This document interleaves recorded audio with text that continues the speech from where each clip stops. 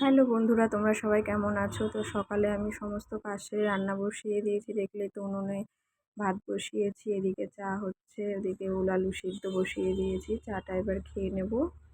এবার শাক রান্না হবে। কড়াইটা আমি বসিয়ে দিয়েছি, তেলটা গরম হবে, এবার জিরে দিয়ে দিলাম। ওল আলুর তরকারি হবে।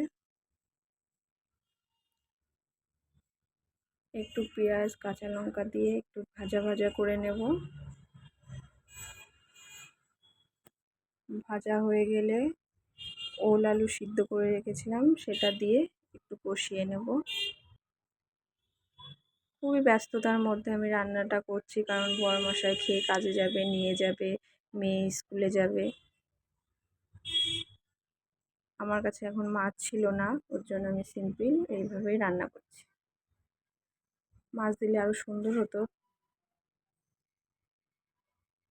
এবার শাক ভাজা করব, ওর জন্য তেলটা দিয়ে দিলাম। একটু কালো জিরে দিয়ে দিয়েছি, একটু পেঁয়াজ কাঁচা লঙ্কা দিয়ে ভাজাটা করে নেব। বাদাম থাকলে বাদাম দিতে পারো তোমরা, বেশ ভালোই লাগে বাদাম দিয়ে। তো মেয়ে রেডি হয়ে গিয়ে রাস্তায় চলে এসছে, গাড়িতে তুলে দেবো ওকে। একাই যাওয়া আসা করে। আমি আগে দিতে যেতাম, এখন আর পারি না, ছোট মেয়ে থাকে যেহেতু, ওকে নিয়ে স্কুলে যেতে হয়, ওর জন্য ওকে টোটোতে তুলে দিই।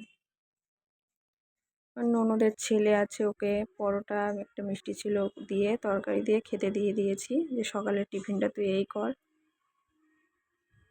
তো ও এখন খেয়ে নেবে। তারপরে দুপুরে আর কিছুই তুলতে পারিনি ছবি।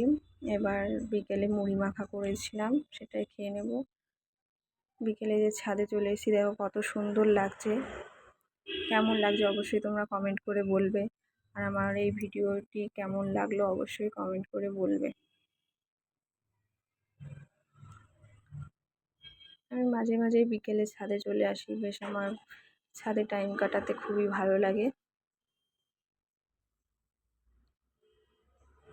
আকাশটা কত সুন্দর লাগছে, তোমরা প্লিজ কমেন্ট করে বলবে কিন্তু। মেঘও করেছে, হয়তো বৃষ্টি নামতে পারে। তো এই ছিল আমার ভিডিওটা, তোমাদের কেমন লাগলো অবশ্যই কমেন্ট করে বলবে। সবাই ভালো থাকবে, সুস্থ থাকবে।